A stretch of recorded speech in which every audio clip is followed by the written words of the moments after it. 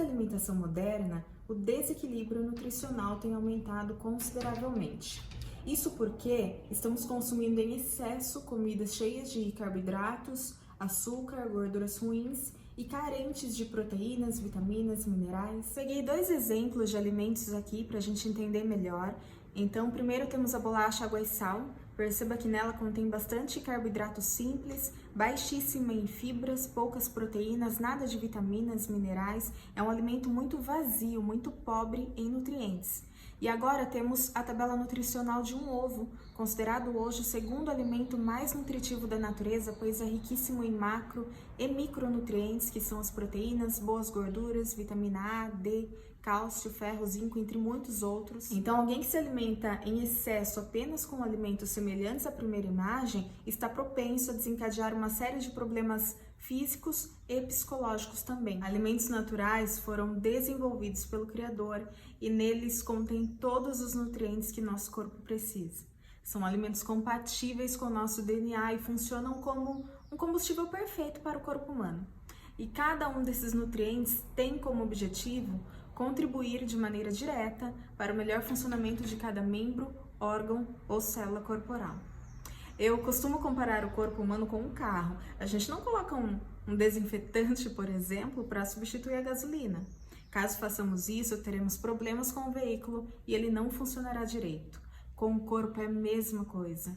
Temos que evitar os alimentos incompatíveis para não prejudicá-lo, o que inclui o alto consumo de remédios. Obviamente que, para alguns casos, o uso de medicação no tratamento é indispensável. Graças a Deus que, no avanço da ciência, foi descobertas substâncias capazes de trazer a cura por meio de fármacos. Porém, o uso constante de antibióticos, banalizado de remédios, como comi umas besteiras aqui, não caiu legal, vou tomar um digestivo. Tô com uma insônia, uma dor de cabeça, vou tomar uma droga para dormir. Esse uso indiscriminado que é muito ruim. Uma patente só pode ser outorgada para uma substância que nunca foi encontrada no corpo humano. Então, por ser uma molécula estranha, quando ela cai na corrente sanguínea, o organismo não sabe o que fazer com ela.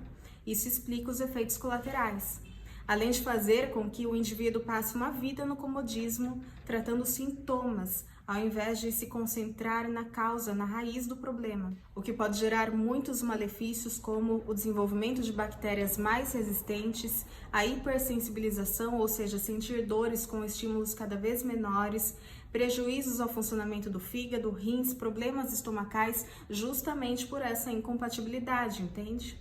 E lembrando que remédio é diferente de suplementos.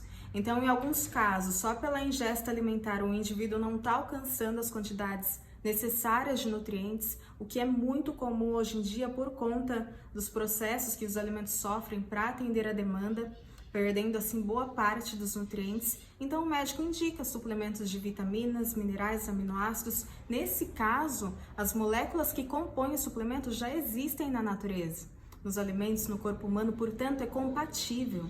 Quando consumimos, o corpo reconhece e sabe administrar cada uma delas. É um ômega 3, ele já sabe o que fazer, forma camadas lipídicas em torno das células, melhora o funcionamento dos olhos, do cérebro, do coração. É um suplemento proteico, ele já sabe o que fazer. Essencial para o desenvolvimento dos músculos, cabelos, unhas, ajuda a criar enzimas que regulam o nosso metabolismo, a produção de hormônios, anticorpos, o crescimento e reparo das células. Enfim, importantíssimo para uma série de coisas. Por isso, suplementos não causam efeitos colaterais. Entendem essa diferença? Ou seja, por um lado, temos a indústria alimentícia, que desenvolve alimentos para agradar e viciar o paladar do consumidor e ignorando por completo o fator nutricional. E por outro, temos a indústria farmacêutica, que faz as pessoas ficarem dependentes de remédios. Ambas são empresas, portanto, precisam dar lucro todo mês com seus clientes. Esse é o objetivo. Então pensa comigo, se você tivesse uma Ferrari de $1 milhão, sei lá, tô chutando um valor aqui porque eu não entendo nada de carros, mas se você tivesse, você colocaria uma gasolina adulterada, misturada com água? Colocaria um pneu recalchutado? Não, né? Quanto vale o teu corpo? O que você tem colocado dentro dele? O corpo é uma máquina perfeita, forte e super inteligente. Não é normal sentir dores, cansaço com muita frequência. É normal o corpo ser funcional, independente da idade. Inclusive, foi comprovado que 90% das doenças que acometem as pessoas idosas são evitáveis. Agora tem algo muito importante que nós precisamos saber sobre o nosso intestino. A função primária do intestino consiste em absorver água e nutrientes no organismo, porém ele faz muito mais do que isso. E há especialistas que afirmam que ele é a causa de toda a saúde ou toda a doença existente no nosso corpo. Caso ele não funcione bem, todo o organismo ficará comprometido. Esse vídeo que vocês estão vendo é o nosso intestino. Perceba que ele tem várias dobras, muitas preguinhas, né? Inclusive internamente. Agora imagine que esse é o intestino de uma pessoa que se alimenta muito mal. A base da alimentação dela é praticamente açúcar, trigo, ultraprocessados, alimentos esses que são altamente inflamatórios. Perceba que a parede do intestino dela está obstruída por fezes. E é justamente pela parede do intestino onde absorvemos os nutrientes dos alimentos. Então esse excesso bloqueia a absorção de nutrientes, causando vários outros danos, chegando ao ponto do indivíduo estar inflamado de uma maneira sistêmica. Esse é o primeiro ponto a observar. Agora, o segundo ponto e o mais interessante é o seguinte: um dos neurotransmissores responsável pelo nosso bem-estar, hormônio esse que proporciona a sensação de alegria, de prazer, de contentamento, é a serotonina. Inclusive, estudos comprovam a relação entre a falta de serotonina no cérebro e os suicídios. E agora, pasme, apenas 10% desse hormônio é produzido no cérebro, cerca de 90% é produzido pelos intestinos. Justamente por isso, podemos dizer que transtornos de humor começam no intestino, desencadeado pela baixa produção de serotonina. Ou seja, se a nossa rotina de alimentação diária não for saudável, a microbiota é afetada e o corpo inteiro vai sentir esse impacto. Perceba agora a imagem de um intestino saudável, limpo e bem cuidado. Certamente é o intestino de uma pessoa que se alimenta muito bem e por isso consegue manter as paredes do intestino sempre limpas, facilitando a absorção dos nutrientes e produzindo serotonina diariamente, aumentando assim a sensação de paz, de bem-estar, de alegria. Para produzir serotonina, precisamos de triptofano, niacina, vitamina B3, magnésio e cuidar do intestino é como escovar os dentes. A escovação que eu fiz ontem não vale para o dia de hoje. Para manter meus dentes limpos e saudáveis, eu terei que escová-los diariamente. Com o intestino é igualzinho.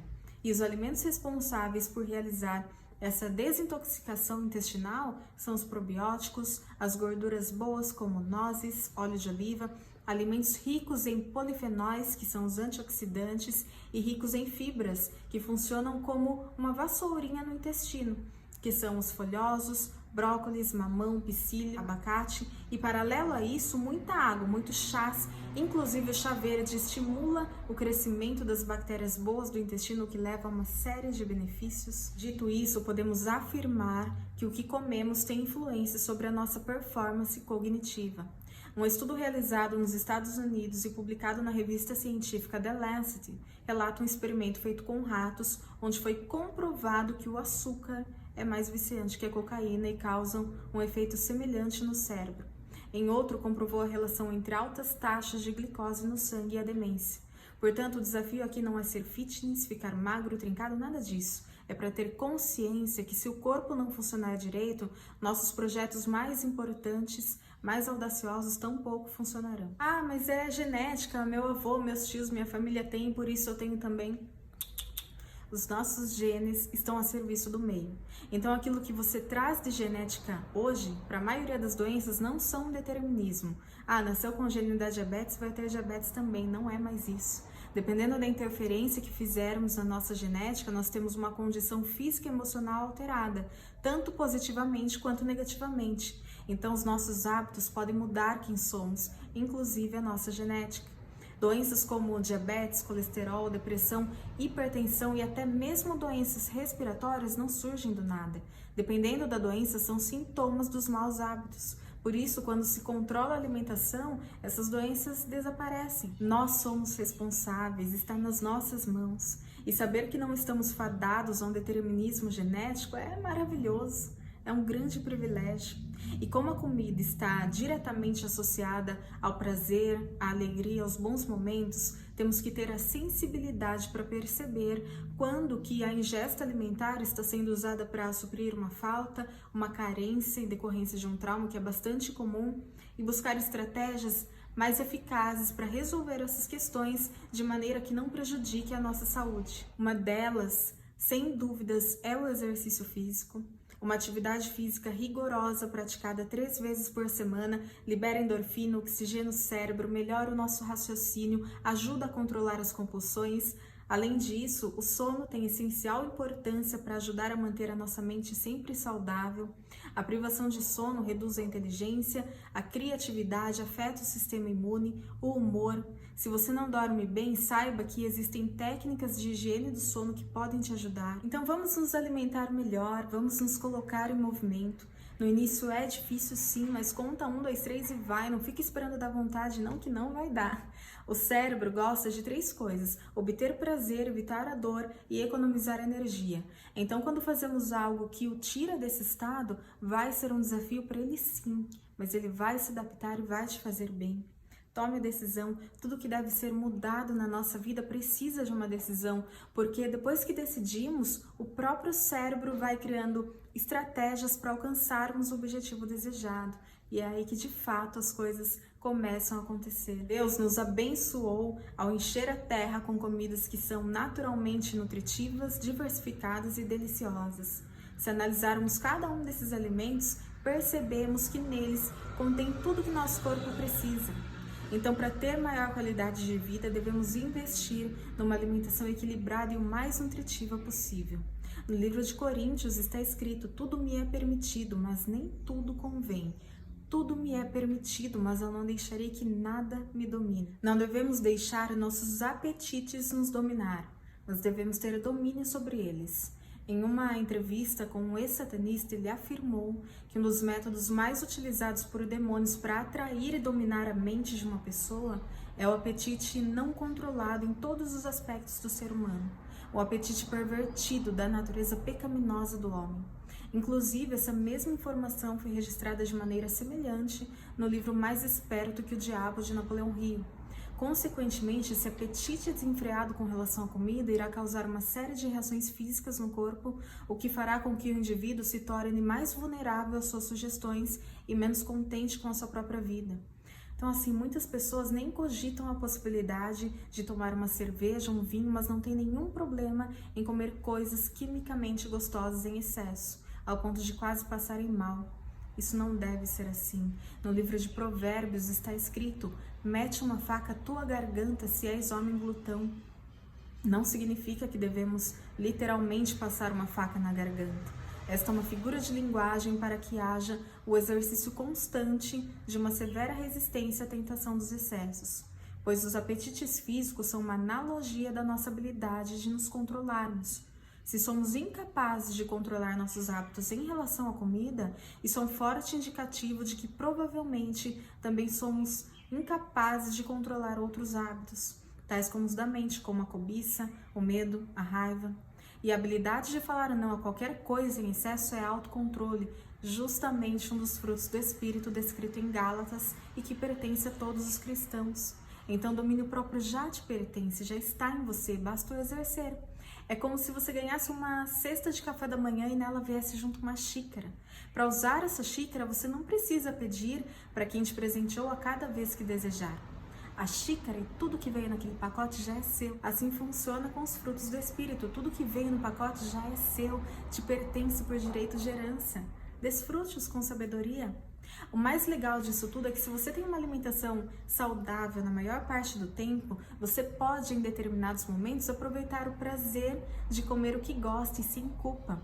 Olha o que encontramos no livro de Eclesiastes. Portanto, vá, coma com prazer a sua comida e beba o seu vinho de coração alegre, pois Deus já se agradou do que você faz. Com equilíbrio, a comida vira um prazer e não um fator de risco para a nossa saúde. É um exercício de disciplina diário, o que não quer dizer que não iremos pecar nunca mais nesse sentido. Claro que vamos, porém que seja cada dia menos frequente, de forma acidental e não mais como um estilo de vida. Portanto, quer comais, quer bebais ou façais qualquer outra coisa, fazei tudo para a glória de Deus. Devemos honrar a Deus com a nossa vida em todas as áreas, inclusive ao apreciar essas comidas com moderação, controlando nossos apetites ao invés de sermos controlados e dominados por eles.